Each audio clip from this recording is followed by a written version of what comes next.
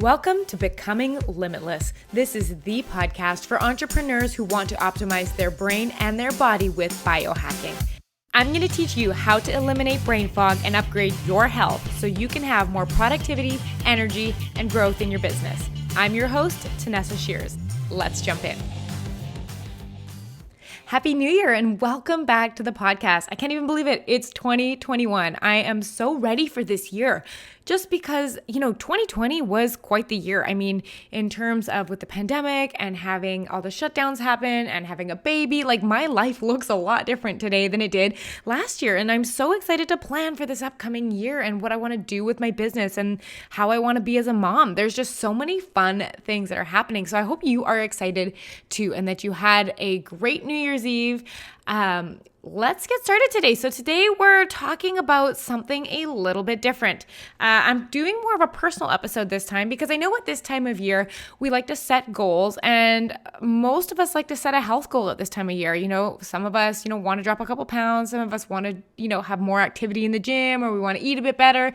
So what I wanted to go over today is actually how I lost the last 10 pounds this year. And I'm going to go over exactly how I did it, when I implemented what changes, what were the most effective, because I know firsthand that last 10 pounds is the hardest to lose. It hangs on and it's a bit of a struggle. So that is what I want to cover today and, just give you a bit of an insight about how I did it. And if shedding a little bit of body fat or getting into shape for the new year is something that's on your CEO goal to-do list, well, maybe this episode can give you a little bit of a personal insight that will help you get going. So I can't even believe I'm saying this, but I had my baby almost a year ago. She's actually 11 months old this week. Where the heck does the time go? And the reason I mention this is because some of us entrepreneurs, we really love the idea of our brain and body optimization and biohacking and stuff like that. But at the end of the day, some of us just really want to look good while doing it. And I do want to stress the idea that it's not about weight on the scale and it never has been. A lot of it's just about how I feel in my clothes and everything like that. But there's also nothing wrong with wanting to lose a couple pounds. And so this is how I biohacked my way down 10 pounds and got back to my pre-baby weight. So I want to say something really interesting that I found. Even though I'm currently at my pre-baby weight, I'm not at my pre-baby body. And this was just something I did not expect.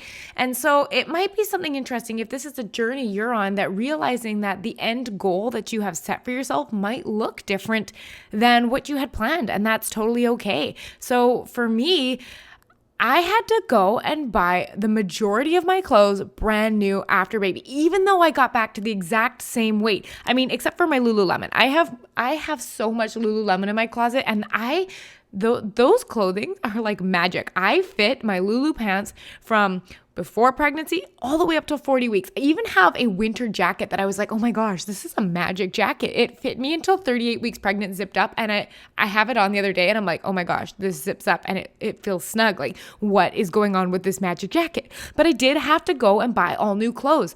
My hips are wider. It's so strange. Like, they are just wider. They're never going to go back. My rib cage is wider and it probably won't go back. And I noticed this in things like even though my weight is the same and I look in photos and I look the same size, I notice it in things like my jeans will go up, but the button up part is too tight. And like my bras, all my sports bras are too tight now. So what that is telling me is that my actual rib cage is wider. And I can definitely say part of it too is I lost a bit of muscle mass during my pregnancy, as I wasn't able to do like a strict leg workout for almost a year, I would say, and my legs carry a lot of muscle.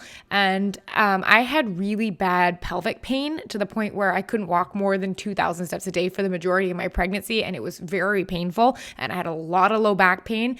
And anytime I did anything single leg, like lunges or even like a lot of walking, I would be in a lot of pain. So my program did change. So I wouldn't doubt that I have lost some muscle mass in this too, which is probably contributing to a bit of how my shape feels like it's changed. But to just give you a bit of reference, I gained almost 35 pounds during my pregnancy, and I got all the way up to 163 on the day, like the week that I delivered, and I dropped to 141 pounds in the 10 days following. So what I really want to point out for this podcast is that 163 to 141, that 22 pound drop, I don't count that as like weight loss because this is a natural drop off. I mean, once the baby comes out and you just end up losing a lot of the fluid and bloating, naturally your body goes down. So I didn't have to do anything extra or strategize to lose those first 22 pounds. So what I really want to be narrowing in on is the strategy that I used to knock off the last 10 pounds, the struggle 10 pounds that I found was the hardest to get off and that took a focused effort. I didn't just have to go through my daily life and burn that off.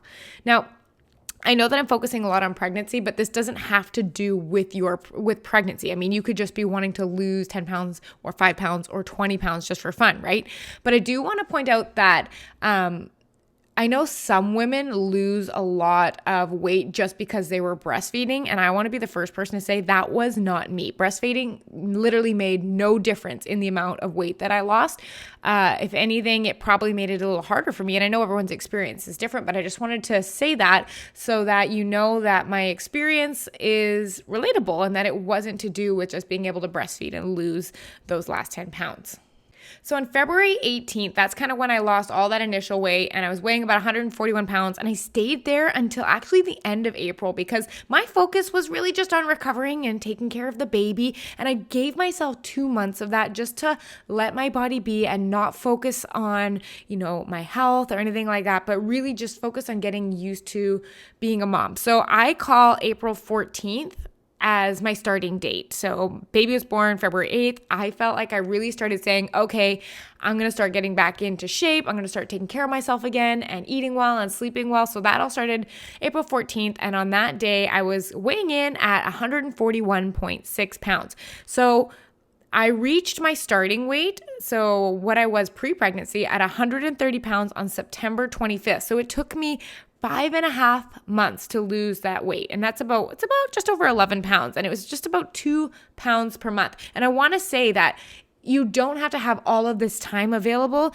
to take care of yourself and to reach your goals. Like, it doesn't have to be fast. You don't have to lose 10 pounds in 2 months. It can be over 5, 6, 7 months, because when you are finally at a place where you feel comfortable in your body and you're fitting your clothes well, then it doesn't matter how long it took to get there. What happens is it just needs to be something that is sustainable. I mean, I was running my full business. I was seeing clients again just about 2 weeks actually after baby came, because I absolutely love my business and I love my clients. And I was so excited to get a little normalcy back into my life. But I was running a full business and a coaching practice and being a mom to a newborn and making this all work.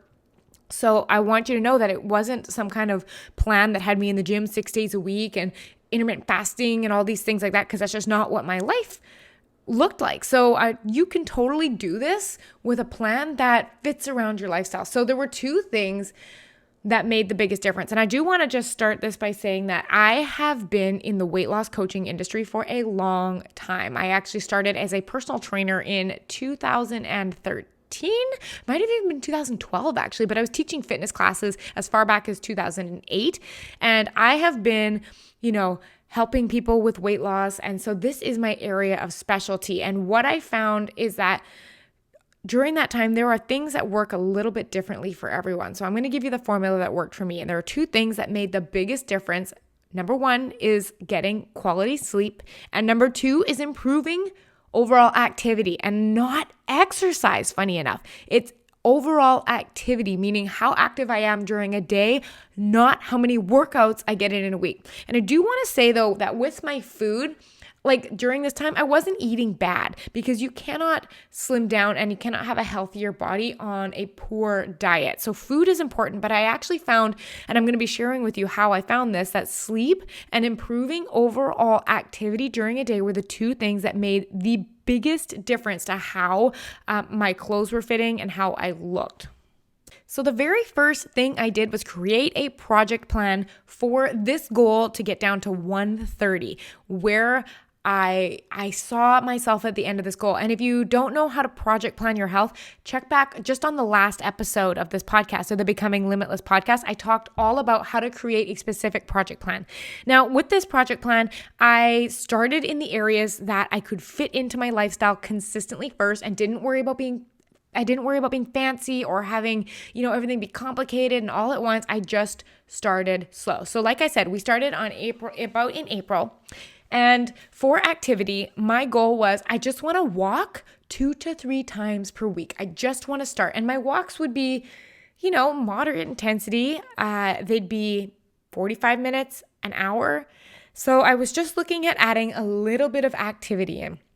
And then right about in April is when I started my Project Sleep. So if you don't know what my Project Sleep is, first, I highly recommend you go to my Instagram, just at Tanessa Shears, and check out the highlight along the top of my profile that says Project Sleep, because what I did was I documented firsthand exactly what I did to change my sleep. And I tracked it with my sleep numbers from my Fitbit. And I used to post exactly what they were and what changes I did that helped me sleep longer, or helped me with more deep sleep, or helped me with more dream sleep. And I documented the whole 3-month sleep project live on Instagram with exactly what I was doing to get the results. And then if you don't know, I actually ended up writing a book that's available on Amazon. It's called Focus, Hack Your Sleep for More Productivity, Energy, and Growth in Your Business, in which I outline and include all of the spreadsheets, exactly how I became like a ninja at sleeping, because I value my sleep. I've seen what a difference it makes in my life and my business and my energy and how I feel during the day. So this was actually the start of my Project Sleep, when I publicly showed exactly how I was changing my sleep. I also started back in April doing no sugar and no flour in my diet, but I only was doing it 5 days a week. So nothing super complicated. It was just basically during my work week, because I wanted my brain to be optimized. So my work days are Tuesday to Saturday. So I was highly focused on keeping my meals whole foods, no sugar, no flour, all whole foods, about 5 days a week. So in the month of April, and especially during Project Sleep, I lost the first 4.2 pounds. Literally, that's all I changed, was I walked 2 to 3 times a week. I worked on my sleep. And if you need a guide, go grab my book on Amazon. It's called Focus, because it gives you a step-by-step breakdown of exactly what I did. And I did no sugar, no flour for 5 days a week. And that was it. Like, those are such small changes, but that got me almost halfway to my goal. So then in the month of May, actually, I started returning to exercise 4 days per week. And again, it wasn't crazy. And it was all from home at that time, because it was during the pandemic and the gyms were actually still closed. So this is all doable without access to a gym. So I did buy myself a gift for having my daughter. I actually went out and bought myself a spin bike, because if you know me, I am obsessed with the Peloton app. I pay like $15 a month Canadian, which is not that much. And basically I get access to the classes. There's spin classes, and there's boot camp classes, and there's yoga classes, and running class. Oh my gosh, every type of class. And the teachers are amazing. And having been a fitness instructor for like over 10 years, I am super picky with the type of classes that I will take. And these classes are amazing. If you have never tried it, go check out the Peloton app. It's so good. Anyways, I bought myself a bike, and then I just put this app on my iMac screen, and I do classes. So I ended up doing 2 spin classes, no more than like 30 minutes a week, and then 2 strength training days where I was working up intensity. So I'm talking like, at first it was all body weight, 20-minute strength workouts. And it was super gradual, because you got to remember, I'm returning from almost a year of very low intensity exercise, followed by recovering from childbirth. So it doesn't need to be crazy, but this is having gone from nothing up to this. So 2 bike rides a week and 2 strength activities. So that was May. About mid-June, my husband and I, we decided to remove sugar and flour completely for 30 days. We did this on June 22nd till July 21st. So if you check back, we did a couple episodes on nutrition where we talked all about why I remove sugar and flour and our story and everything like that. But we like to do these 30-day challenges every once in a while. At the time of recording, we are actually a couple days into another 30-day challenge right now. It's just a really nice way to reset, to get back control of my body, manage the cravings, and hopefully everything will go just as smoothly as it has before. But mid-June, we removed sugar and flour for 30 days completely. And during that 30-day period, I lost another 2 pounds. So you can see this is super gradual.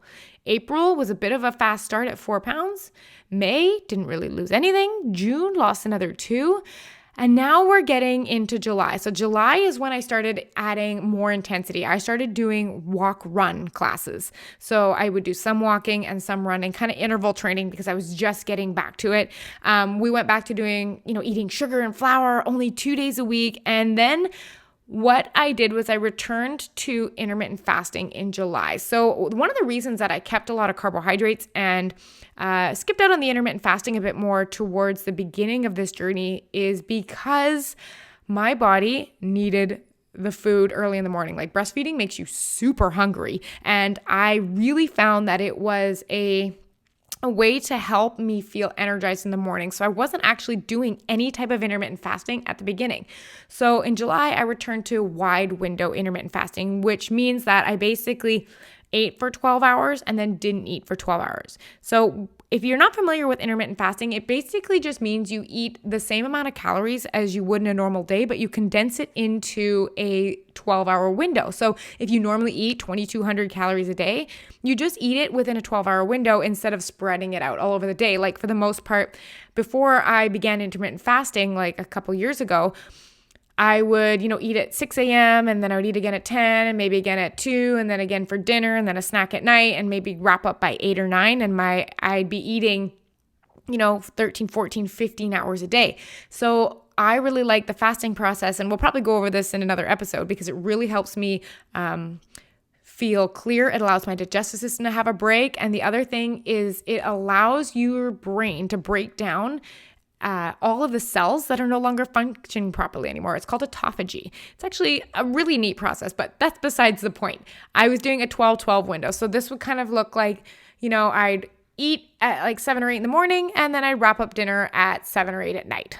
Just really simple, not huge changes, especially if you've never done intermittent fasting. It is so easy just to do a 12-12 window.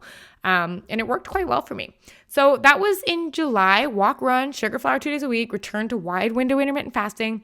Then I went into August where I didn't really change anything except for the fact that my walk runs became runs. And when I do running, I like doing no more than 20 minutes, but I like doing very high intensity. Like I'm talking sprinting. I like hitting like 10, 11, 12 miles an hour on the treadmill and just like giving her for 20 minutes and then doing some strength training after. So at this point, I'm only back to the gym 2 days a week. Keeping it really simple. Gyms are open, mostly doing, 20 minutes of running, maybe 20 minutes of strength. Everything's super easy. But notice I hadn't lost any weight during this. So I'd been walk running, I'd been eating well, I'd been changing up the things, but I didn't see actually any weight loss all of July and all of August. But because my focus wasn't the number, but gaining my strength back and gaining my energy back and starting to feel good in my body, that I didn't have to worry about the numbers. I didn't let not seeing that number drop for a month or two be something that was going to throw me off of track. Because to me, ultimately, I know I'm going to get there. It is my body and it is going to take its time. And I know I'm doing the things that my body needs in order to be its healthiest. And whether I ended up reaching my pre-baby weight or not, that was fine. But I just had to consistently be making the right choices, because if I didn't see any weight loss in July and August and I quit then, well, I would have been stuck at down only 6 pounds. But because I decided that no matter what the numbers are, no matter how long this takes, no matter if it takes more than a year, less than a year, 2 years, I am going to stay committed to my health. It led me to September, in which I saw another big whoosh. And in terms of talking about weight loss, I find that there are usually two types of people when I've worked with clients specific to weight loss. Clients are either linear droppers or they're whoosh droppers. So a linear dropper is someone that will consistently lose, half a pound a week, consistently all the way to their end goal. And I find that I see this most often, I guess, at the beginning of a weight loss journey, and I see this more consistently in men. But particularly with the majority of women I've worked with, they are whooshers, which basically means that they'll see a large drop off. So they'll see 5 or 10 pound drop, and then they will hold their weight consistently. And this might be 2 weeks, it might be a month, it might be 2 months, even 3 months. And then they'll see whoosh, it's a big drop where they'll lose another 5, 6, 10 pounds over the span of a month. And linearly, this always works out to half a pound a week or whatever the goal was. But it's fascinating to see. And having seen it for myself, I had my first whoosh back in April where I lost 4.2 pounds when I was just walking, doing no sugar, no flour, and sleeping. And I saw my second whoosh in September. So that's May, June, July, August. 5 months later, I saw my second whoosh. And the only thing I changed in September was that I did a challenge live on Instagram in which I challenged everyone in the community that we follow to have no sedentary days for the month of September. And I challenged them to have a minimum of 5,500 steps every single day in September, no matter what. And this is when I discovered that, some of my days where I have 6 or 7 coaching calls back to back or I'm with clients, I'm quite sedentary because I'm sitting or standing still. So what I would have to do is I'd have to go out at the end of the evening and go for a walk or take walks between clients or make sure that I was getting a workout in on those days because I wasn't getting enough steps. And even on the days where I'd get one of my workouts, I could still get less than 5,500 steps. Like a workout just doesn't mean that you're active that day. So like I said back at the beginning of this podcast, one of the biggest things that I actually ended up doing was increasing my overall activity level instead of just my workouts. So if you were thinking about your workouts, you might be like, okay, well now I'm working out 4 days a week. I'm going to bump it up to 5 and then maybe 2 a days on Saturdays. No. What I would look at first before you pile on a bunch of extra high intensity workouts is, are you active during the day? If you are only hitting 2,000 or 3,000 steps during the day, we need to take a serious look at this, and that the behavior of being sedentary is much more likely to create stagnant weight loss than being active. And it doesn't need to be complicated. Like you don't need to have a Fitbit or an Apple Watch or something to count your steps. Like if your phone likely has a natural step counter in it. If you just keep it in your pocket all day, it'll count your steps. The other thing you can do is you can go to Walmart or wherever you want and get a pedometer. So a pedometer is a fancy word for step counter, and you could get a step counter for like $10. And it's a wonderful way to get more active. And so many studies have shown that when you measure your steps, when you measure any variable of your health, you are much more likely to succeed. That is why I quantify my steps per day. That is why I quantify my sleep. That is why I quantify my productivity, because I always want to make sure that I am proactively moving forward and taking account of what I'm doing. So in the month of September, the only change I made was minimum 5,500 steps per day. And most days I get closer to 8,000 to 10,000, but there is usually 1 or 2 days a week where I was sitting at 2,000 to 3,000. So by being consistently active for a whole month, I had a whoosh and I dropped 4.4 pounds. So if you add that up, it was 4.2 pounds in April, another 2 pounds in, mid-June. So I'm sitting here at 6.2 pounds and then another 4.4 pounds in September. So we're looking at a total of almost 11 pounds.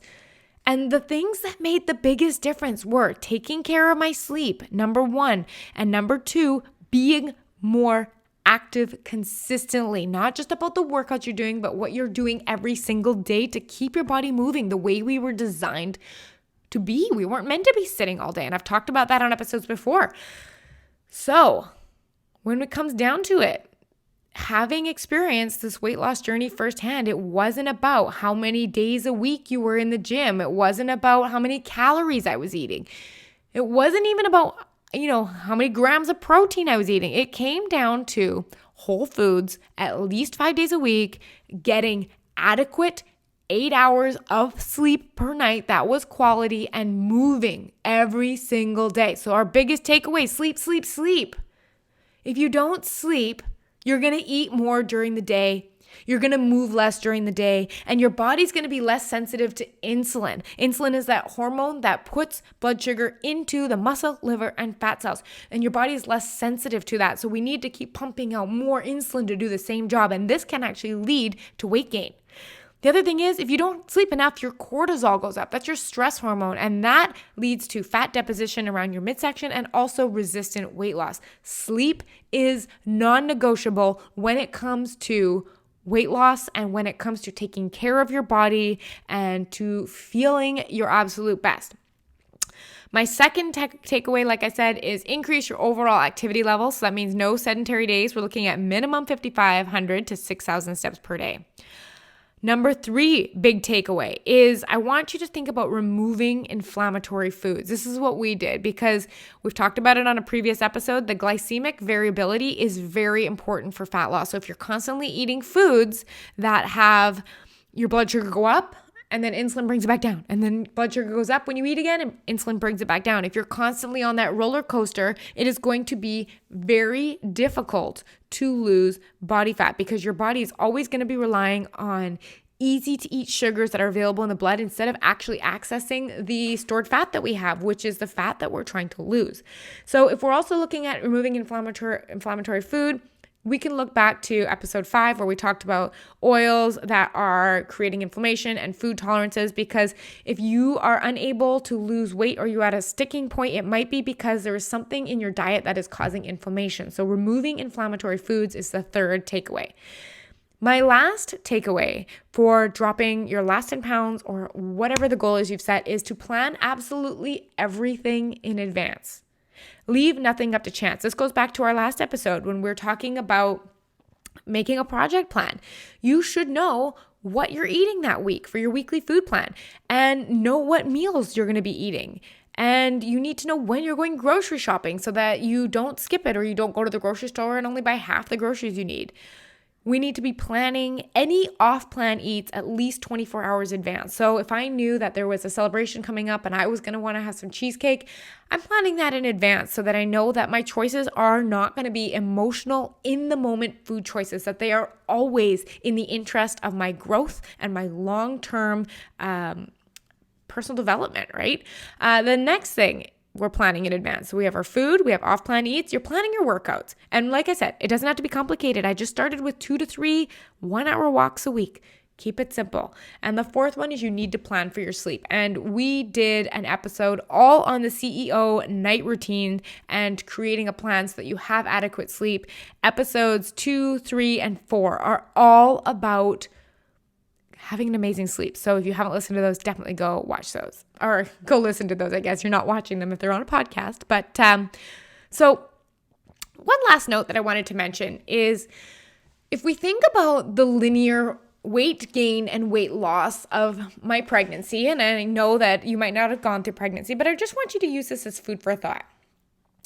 It took me 8 months to gain that weight, meaning if pregnancy is, 40 weeks, and it was about 8 to 10 weeks where I first started to notice a little bit of weight gain.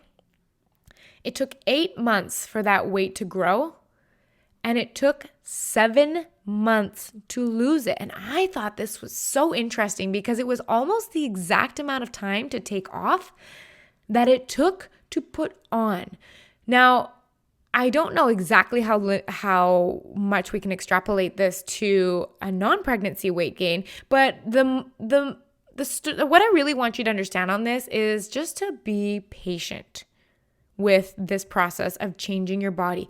Whether you're trying to lose a little bit of body fat or get leaner or grow a little bit more muscle or be healthier in any way, it is so important to understand that your patience is essential. Your consistency is essential. This process does not happen overnight, and fast weight loss usually comes right back. So you want to think like, well, did it take me a year to put on 25 pounds? Maybe we should start considering that it might take a year to take off 25 pounds and really start to allow your brain to settle into the idea that you're not failing just because it doesn't come off in 3 months or it doesn't come off perfectly linear, or maybe you're one of those people that get whoosh weight losses. But we need to be consistent and patient and develop that relationship with ourselves where we love ourselves no matter what. Like, I really did notice this coming out of my pregnancy, that I respected my body in a whole different way, and I loved myself at every size. Yeah, it wasn't the funnest to get up in the morning and try my pants on and really come to understand the point where nothing fits and it's never going to fit again, and I don't feel comfortable in my clothes, and these shirts pull at the wrong angles and it doesn't feel good. But being in a rush to get out of that just literally means that you are likely going to run into that roadblock, that it is not going to go fast enough, and you're more likely to either quit on yourself or do something drastic like go on a 1-week fast despite not having practiced intermittent fasting before, and you'll lose the weight really quick, but then you won't have developed the grit and the mindset, and you won't have stepped into who you need to become in order to maintain that weight loss.